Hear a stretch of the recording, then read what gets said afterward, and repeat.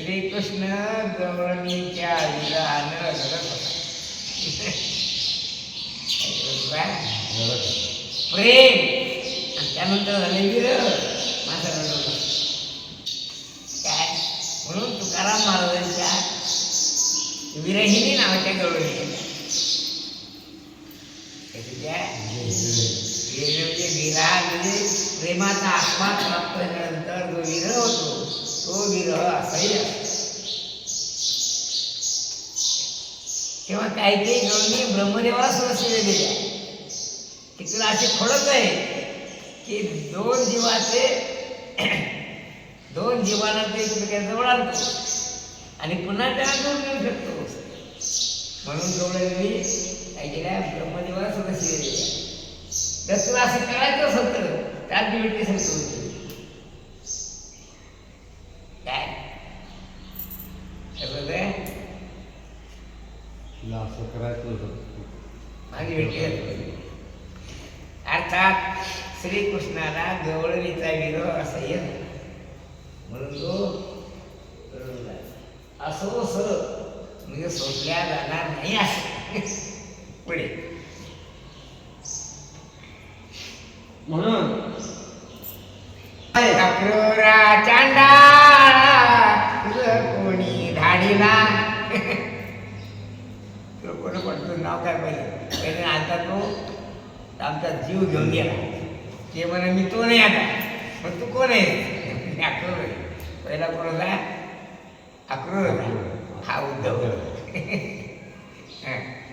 त्या गवळणींचे पत्र त्या हातून हिसकून घेतलं. तुकडे तुकडे झाले.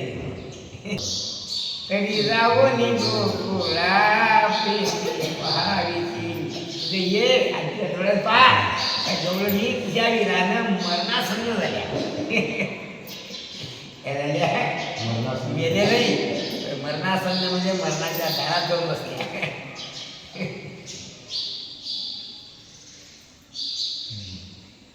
मरणासन्न म्हणजे काय मराठी सांगू सिरियस झाल्या. आता समोर काय आसन्न चित्ताच्या झाल्या मरणाच्या दारात जाऊन बसल्या म्हणजे काय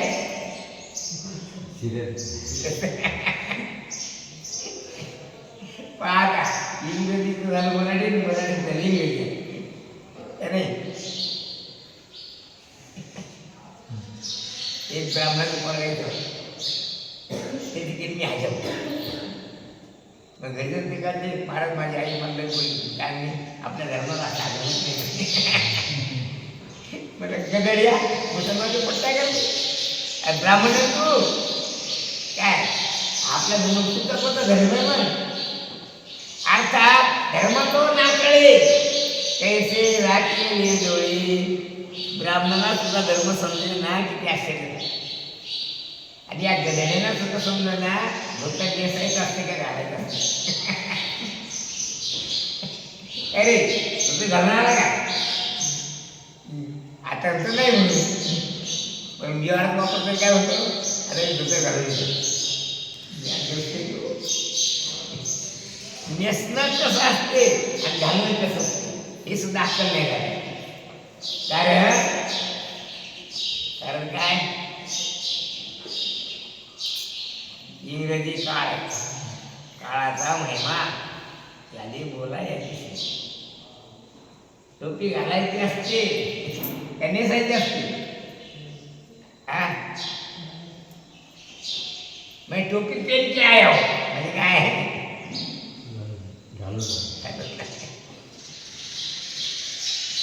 बरं आणि झोपा झालं काय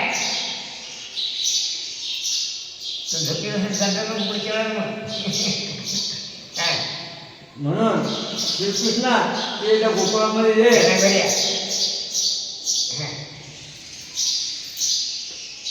कधी कुठे गेला बरं श्रीकृष्णा तू भक्तीच्या गोकुळामध्ये ये आणि गोकुळामध्ये येऊन आमच्या जन्माचं सार्थक कर. कारण सांगू एक गोष्ट आमच्या महाराजांचे गुरुभाव होता त्यातला बसे त्यांना काय काय पण त्या हरी चैतन्यासारखा तो ऋषिकेशला गेला. तू उठ लवकर, ते जाळे करायचे नाही, बरं रे इथे यायचंच नाही. आणि आलं तर नीट बसायचं माणूस होता. ते कबरीचा पट्टा सगळं खिळ्यापून गेली.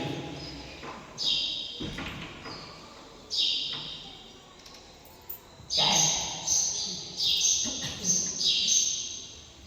मग तो इतका कारागीर होता की आराम असेल म्हणजे रिफाड शिकून देतात तरी दरवाजे केले.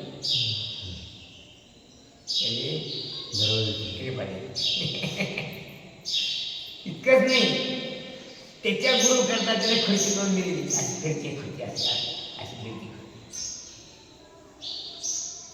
गुरुवान माणूस होता. पण मानवाच्या भागात त्याचा एक मित्र होता, त्याचं नाव होतं दिव्यचे. कुठेच आधार मिळाला नाही म्हणून तिथे गेला. योगा आहे म्हणा महाराज तिथे कीर्तनाला गेले. त्याने मार्गन गेलो पण आता माझी शेवटची वेळ आहे मंदिर द्यायला. पण महाराज साहेब काही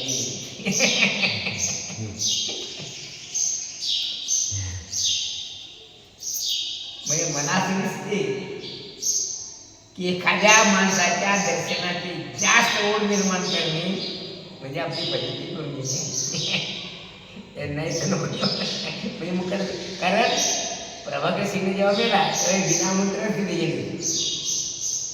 राजेंद्र सिंगने म्हणा आमच्या घरात मी आणि आमच्या घरात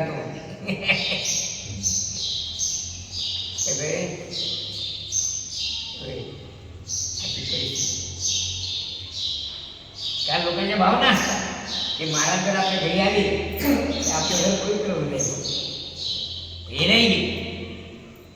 त्या गोकुळच्या गवळींची भावनाही होती की श्रीकृष्ण आपल्या चैत्य भूमीवर जर आला तर आपला उद्धार होईल.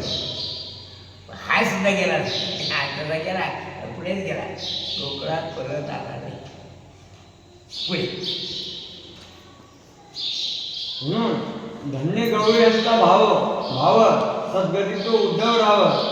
त्या गवळींचा जो भाव होता तो श्रीकृष्ण म्हणजे भक्ती संप्रदायाचा ज्ञानी लोकांना विजय. काय झाला का नाही. अर्थात पुरुषार्थाची भक्ती श्री ज्ञानेश्वर महाराज म्हणतात. म्हणजे सर्व पुरुषार्थाहून श्रेष्ठ भक्ती आहे.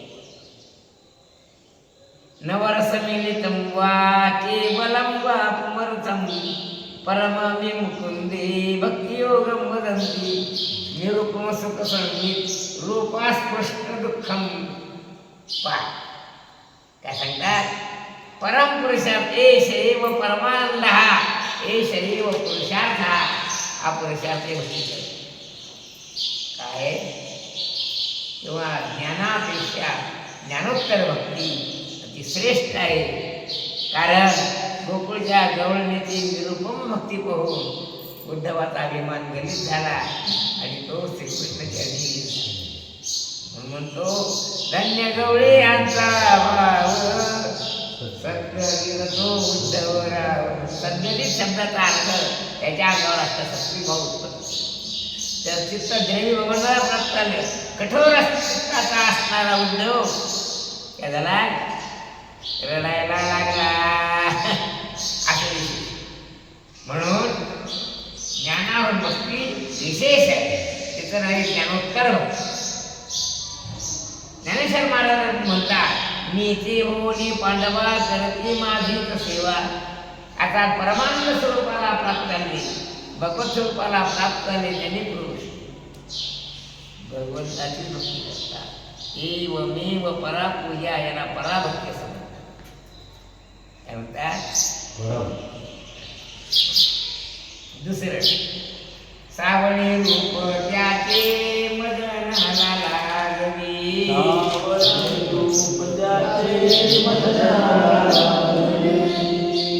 असं म्हणून दाखवल्याशिवाय चाल समजणार नाही. काही यालाही काबू बसता आला जाऊ. कोणता ज्ञाताज्ञेय झाला प्रमाण प्रमेयांचा खेळ पडेल. याला वाचता आलं नाही. आमच्या निबंध आपण दिली समजते. सावळे रूप त्याचे मदनाला लागली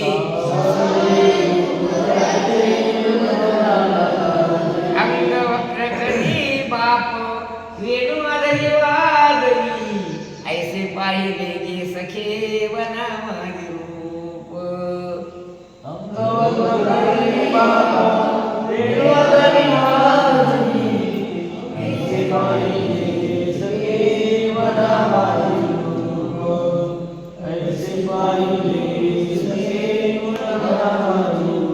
ओ संडला ब्रह्मानंद गणती नये अमूप ऐसे पाहिले गे सखे वना माझे रूप ऐसे पाहिले गे सखे वना माझे रूप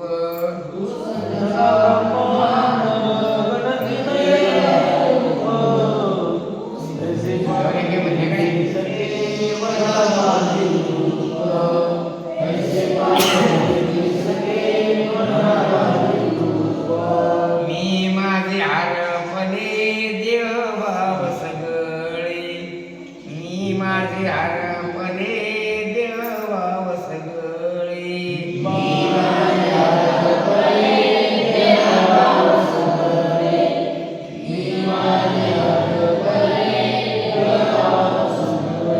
अद्वैत ते झाले बाई आंबावलोपने ऐसे पाहिले गे सखे वना माझे रूप ऐसे पाहिले गे सखे वना माझे रूप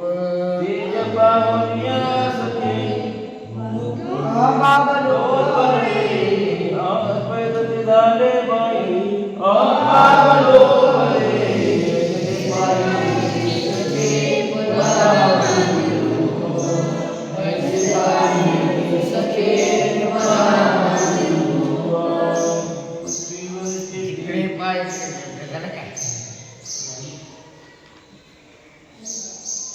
पृथ्वीवरती तेज बाई रूपासी आले पृथ्वीवरती तेज बाई रूपासी आले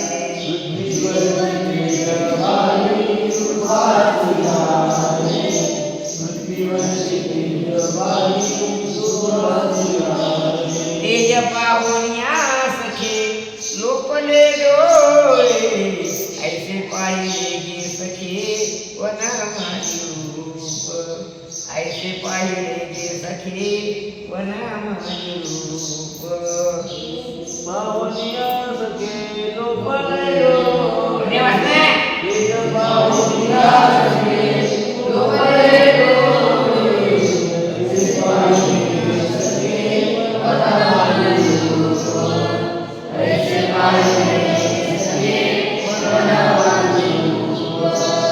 काय वर्ण बाये तयाची रूप काय वर्ण बाये तयाची रूप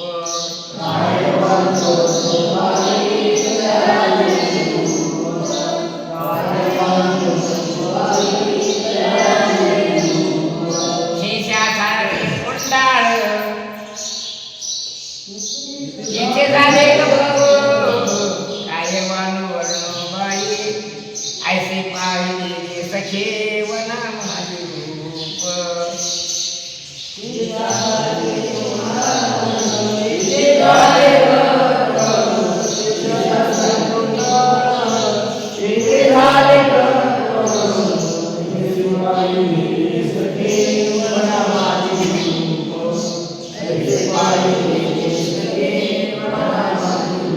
अद्वैतचे ऐसे बाई वनी देखिले अद्वैतचे ऐसे बाई वनी देखिले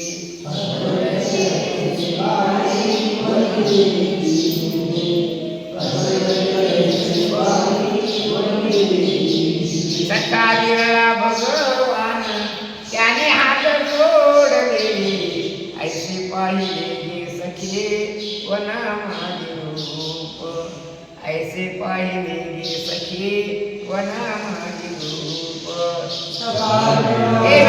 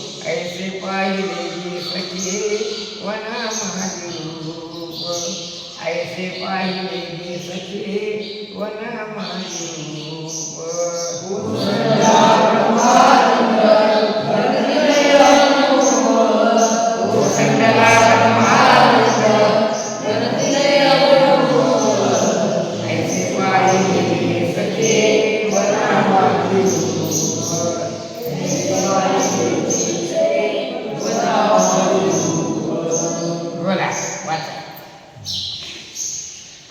श्रीकृष्णाचे सावळे स्वरूप हा सावळे म्हणजे काळे अधिक गोरे म्हणजे सावळे का नाही.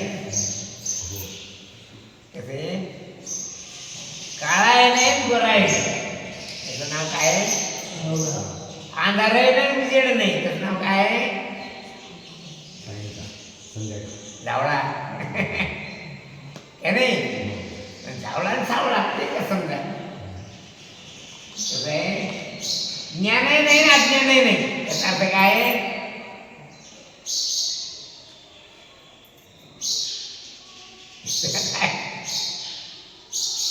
ज्ञानाज्ञान विरहित ब्रह्म प्राप्तीची संज्ञा. ज्ञानाग्नीने पापे धरती ही ज्याची आज्ञा. पाहा सावळा म्हणजे काय.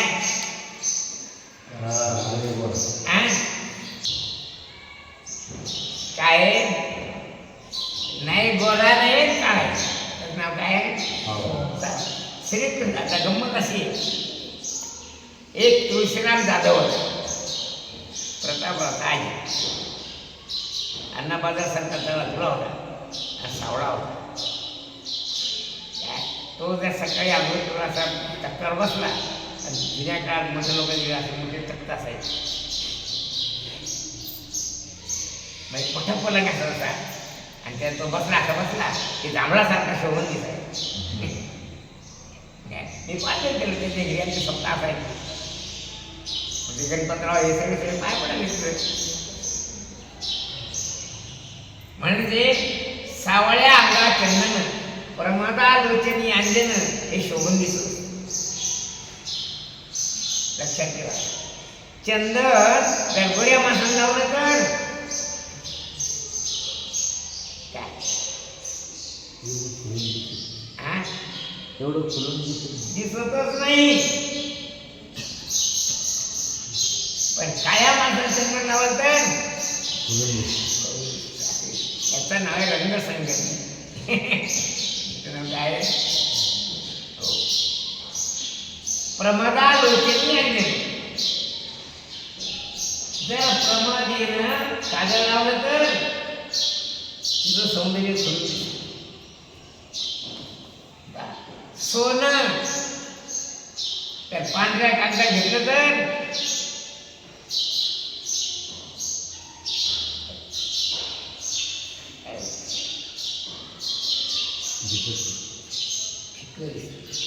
मग सोन्याच्या दुकानदार गेला तर तो दुकानदार कोण्या कागदाने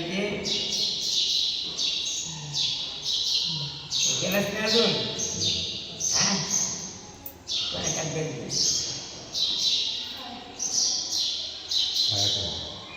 गाड्या तुझ्या काय दुकानात गेली.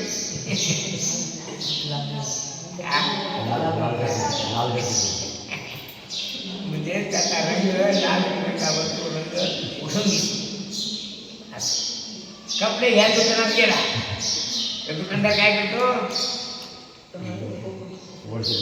ट्यूबलाईट लावतो. म्हणजे दिवसा पाण्यात असला पाहिजे म्हणजे कपडा काय ते बघतो चांगले. माझ्याकडे हा कपडा चांगला आहे पालकर गंठान कापड असतं पण त्यावेळेस तो उठून दिसतो. तेव्हा श्रीकृष्णाचं सावळं स्वरूप त्याची दिव्य कांती पाहून मदनालाही लाज वाटत. असं करतो मदन म्हणजे कामध्ये त्या पाणी पैसे लग्न होतं. पैसे लग्न होतं काय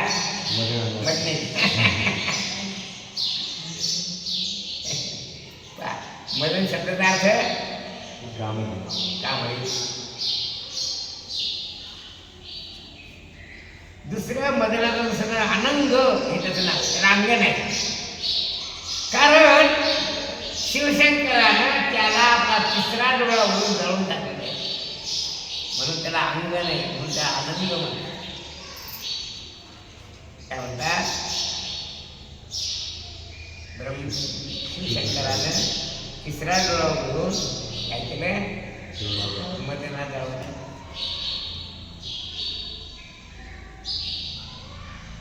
तर कारण असं आहे, शिवशंकर नेहमी समाधी अवस्थेत राहतो.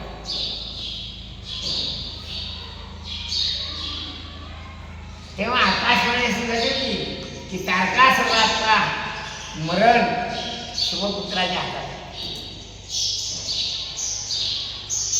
तारकासुर इतका मस्ताना होता की त्रिभुवनात कोणाला टाकते, त्याला माहीत होतं आपलं मन कोणाच्या हातात आहे. आणि शिवशंकर समाधी असतो, त्याला पोरगाचा सवय खाणार. तेव्हा तुम्हाला जर पुत्रप्राप्ती इच्छा असेल तर तुम्ही समाधी राहू नका बरं. पण मग असं उत्पन्न लागते तुला समाधी मग कच्च्या काय समाधीत कोण राहत होता, शिवशंकरा.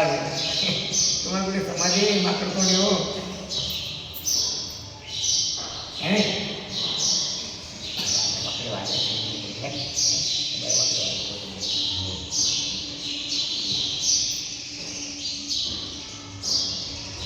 तेव्हा शिवशंकराला देव भानावर आले विना त्याला कामबुद्धी उत्पन्न होणार नाही, आणि कामबुद्धी उत्पन्न झाल्या विना त्याला मुलगाही होणार.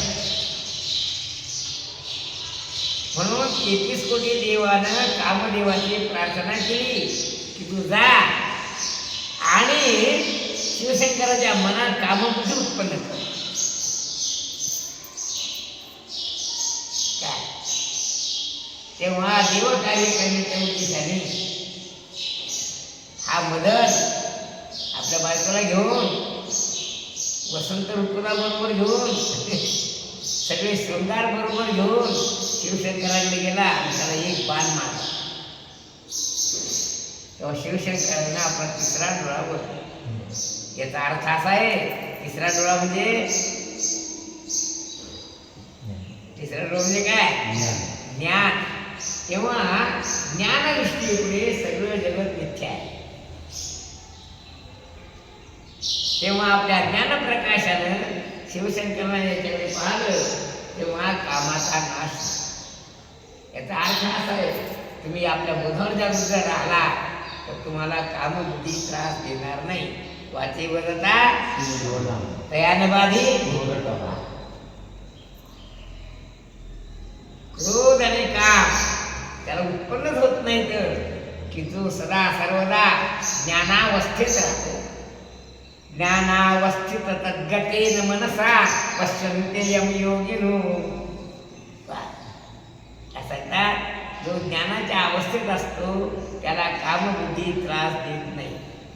आणि पितृबुद्धी उत्पन्न झाली, देहबुद्धी उत्पन्न झाली, त्यामुळे असं. तेव्हा शिवशंकरांना आपला तृतीय नेत्र वळला, ते ज्ञान दृष्टीने पाहू लागला तर कामाचा नाश. तेव्हा त्याची जीवनिता वनात फिरता, त्याची जी बायको होती तीच नव्हे होती, ती आपला नवरा मेला म्हणून विरह दुःखानं रडू लागली. तेव्हा श्रीकृष्ण ती दया आली. तेव्हा श्रीकृष्ण म्हणा मी तुला नवरा तुला नेतो. तेव्हा श्रीकृष्णा जो मुलगा झाला त्याचं नाव होतं मदन. काय होतं, म्हणजे श्रीकृष्णाच्या सुनेच्या रूपाने रतीला तिचा नवरा मिळाला.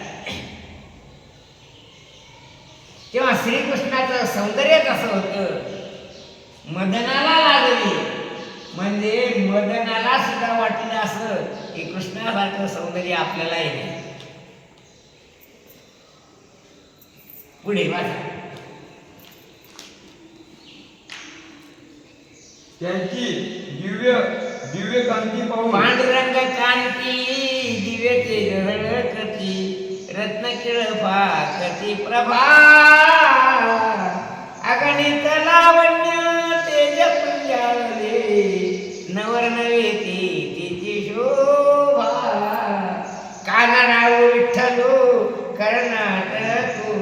त्याने मजला विलावे धुरू पा काय सांगतात तेव्हा दिव्य तेज कोणाचं होतं म्हणून पांडुरंग कांती पांडुरंग म्हणजे श्रीकृष्ण साक्षात रत्नकीर नावाच्या रत्नाला सुद्धा लाजवल्या जाईल असं त्याचं रूप पुढे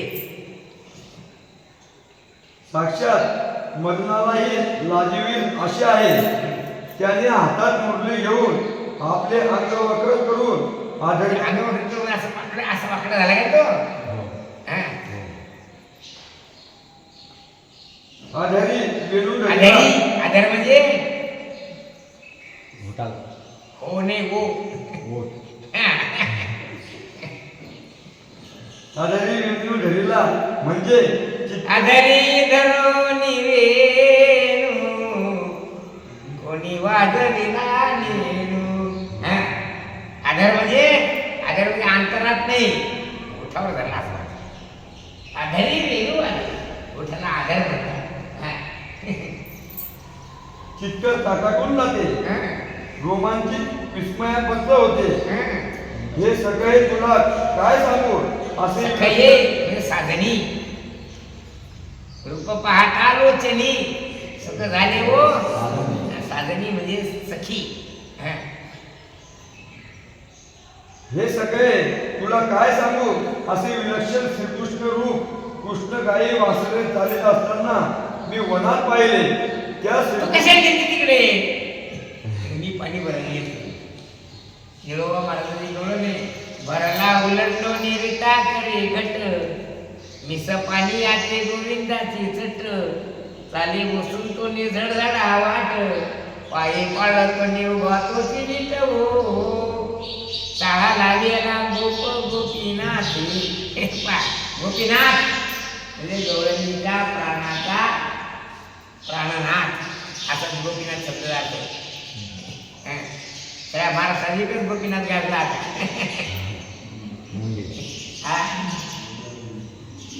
गोपीनाथ म्हणजे गौरंगीचा प्राणाचा मालक त्याचं नाव गोपीनाथ हा.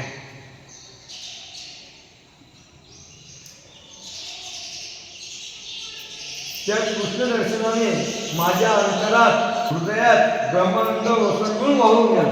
इतका आनंद झाला इतका आनंद तो वाहला अर्थात आदौ ब्रह्मामस्मी उदिते खल्विदम ब्रह्म पश्चात अंतरात बोध झाला असता तो सगळ्या जगाला ब्रह्मरूपत्वाने पाहतो अर्थात आत्म